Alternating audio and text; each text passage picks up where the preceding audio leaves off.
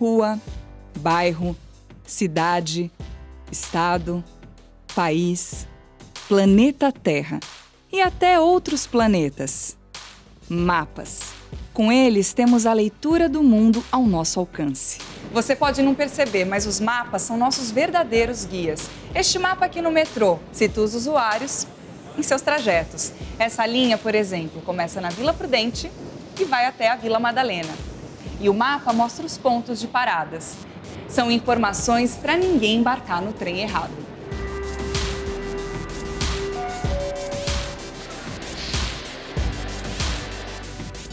E nas viagens para outros países ou cidades?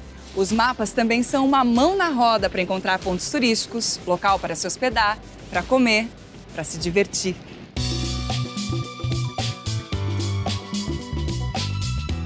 Todas as características do espaço geográfico podem ser representadas pela cartografia.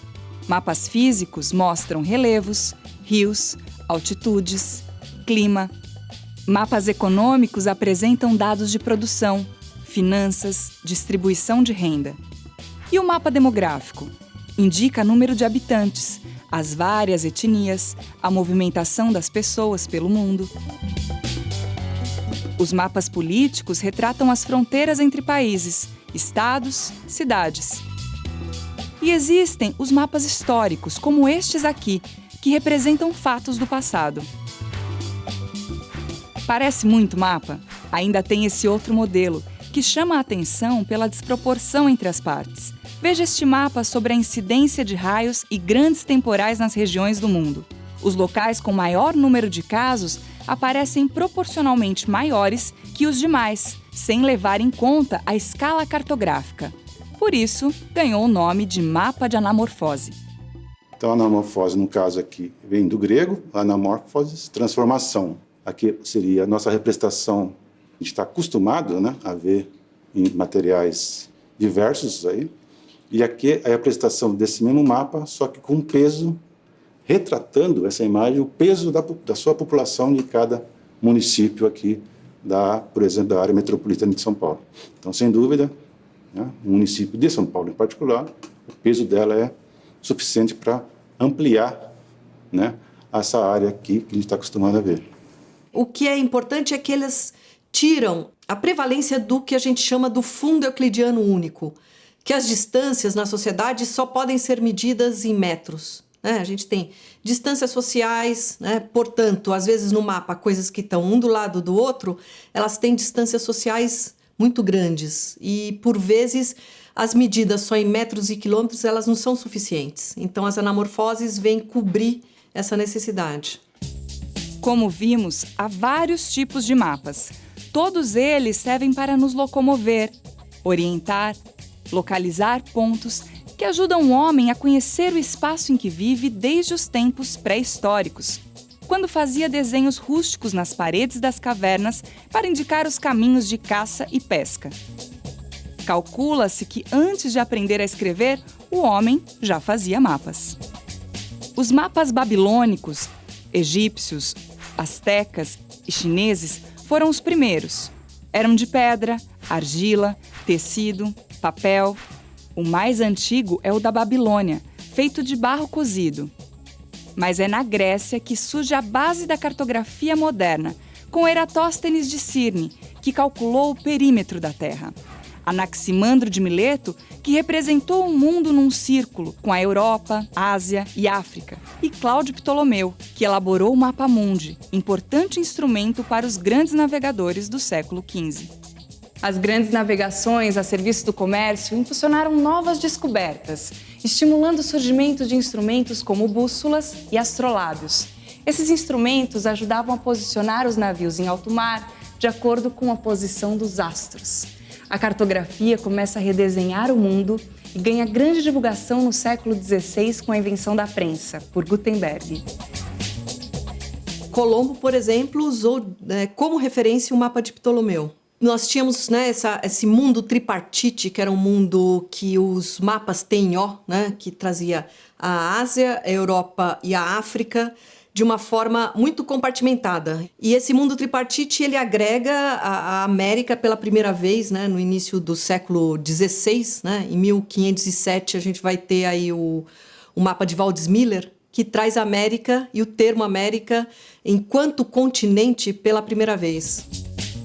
A grande expansão econômica da Europa e o aumento das viagens marítimas e intercâmbios comerciais entre países levam cada vez mais a novos investimentos na cartografia e a necessidade de se padronizar os mapas, com referências cartográficas, escalas, cores, de forma a facilitar o entendimento de todos. As cores contribuem muito para a compreensão dos mapas.